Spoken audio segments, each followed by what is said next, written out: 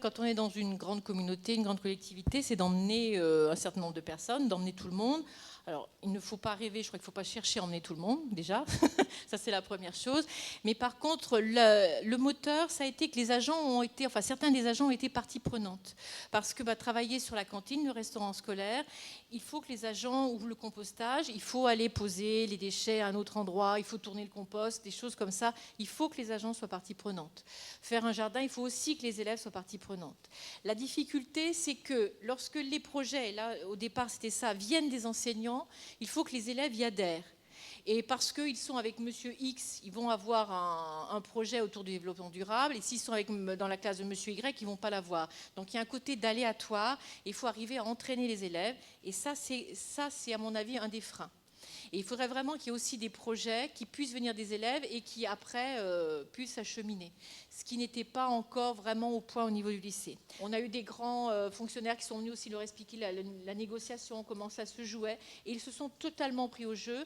Et avec ce logiciel qui montrait comment on pouvait gagner un demi-degré, 1 degré, etc., ils sont entrés dedans. Complètement sensibilisés. Voilà. On espère que nos négociateurs seront aussi efficaces que vos élèves. Voilà, exactement. Oui, tout à fait. D'abord, c'est une démarche globale, mais si c'est global et ça reste que des grands projets, ça ne marche jamais. Donc, oui, de multiples petits projets qui s'agglutinent les uns aux autres, et oui, que les profs et les personnels soient acteurs, sinon ça ne marche pas. J'ajouterais aussi que les élèves et les profs en voient les résultats. Et donc, c'est plein de petites démarches qui marchent. Donc, on multiplie, il y a des dizaines d'actions différentes.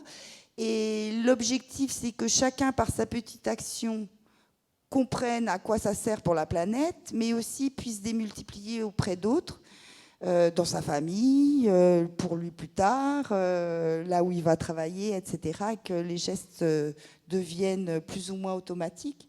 Et même si les gens changent, moi je crois à l'imprégnation et au fait que ça dure et que ça se pérennise et qu'on plante des petites graines qui vont vraiment éclore très loin.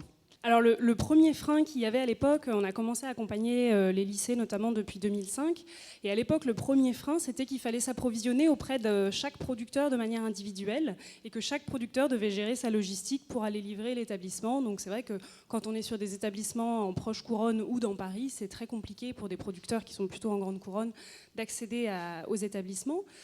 Et depuis 2011, on a accompagné l'émergence d'une association qui s'appelle Ferme Bio Île-de-France, qui regroupe maintenant une trentaine d'agriculteurs bio d'Île-de-France qui souhaitent livrer la restauration collective et donc qui se sont regroupés pour être une interface unique face aux établissements de restauration collective. Et à la fois donc pour mutualiser tout ce qui est logistique, pour essayer de limiter les doubles transports qu'il peut y avoir, mais aussi pour mutualiser tout ce qui est gestion administrative, parce que ça peut représenter beaucoup de gestion administrative pour un agriculteur. Alors effectivement, l'Observatoire de l'Agence Bio annonce un surcoût entre 19 et 20% à produit égal entre un produit bio et un produit non bio. Mais aujourd'hui, tout le travail qui peut être fait en restauration collective est d'abord sur la gestion des déchets et du gaspillage alimentaire, qu'on a vu sur les lycées éco-responsables, qui est déjà beaucoup travaillé, qui permet de réinjecter tout ce qui n'est pas gaspillé dans la qualité dans l'assiette.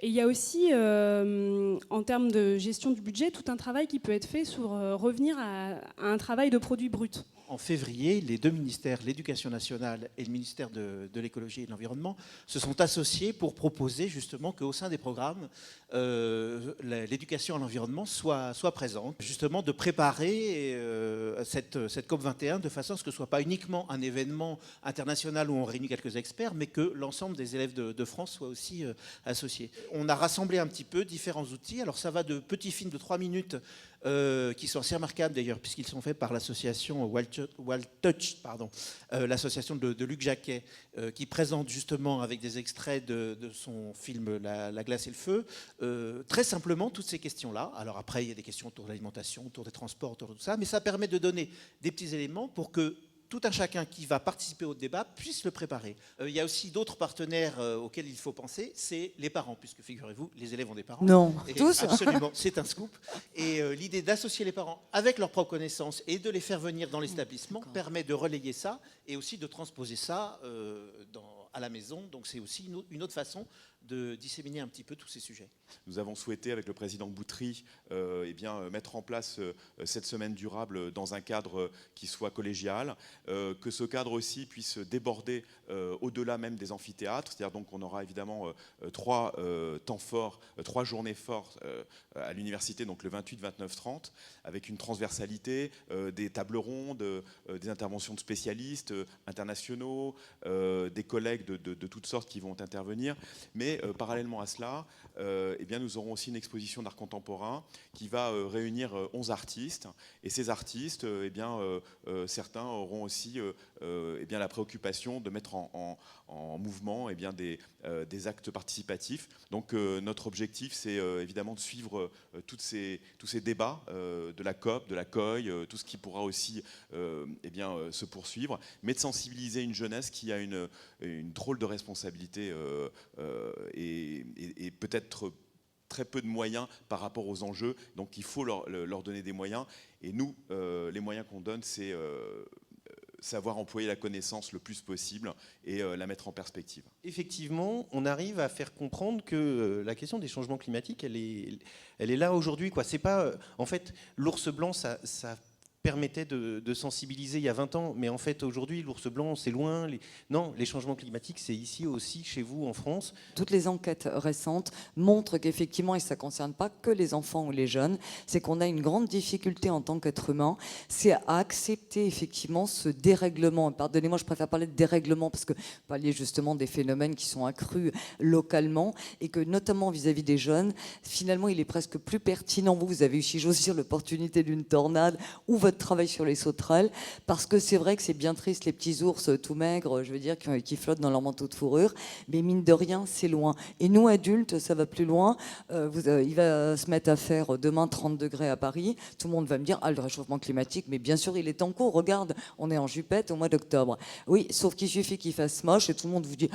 Ouais, ça se réchauffe, mais enfin bon, c'est quand même pas la galère. Donc voilà, c'est vrai qu'on comprend tout à fait la difficulté que vouloir internationaliser ces questions-là, autant chez Monsieur Thomas, là, je veux dire, à la Sorbonne, où on est évidemment, et je dis pas qu'il ne faille pas faire l'un et l'autre, et votre travail est très intéressant, mais c'est vrai que c'est toute la difficulté actuelle de pouvoir vraiment sensibiliser, sortir du côté, ça plairait beaucoup à notre ministre de l'écologie, punitif, mais c'est pas faux, parce qu'on a quand même beaucoup dit aux gens, vous avez une voiture diesel, c'est moche, en oubliant un petit peu les politiques qui avaient été menées avant, dire effectivement, oui, la banquise fond et l'océan monte, on est plutôt des terriens quand même, nous, je veux dire, et pas spécialement des côtiers, donc c'est vrai, mais ça, c'est très très difficile à faire entendre et accepter. Donc c'est pour ça que voilà, quand on a la chance de pouvoir toucher du doigt, c'est sans doute encore plus opérant.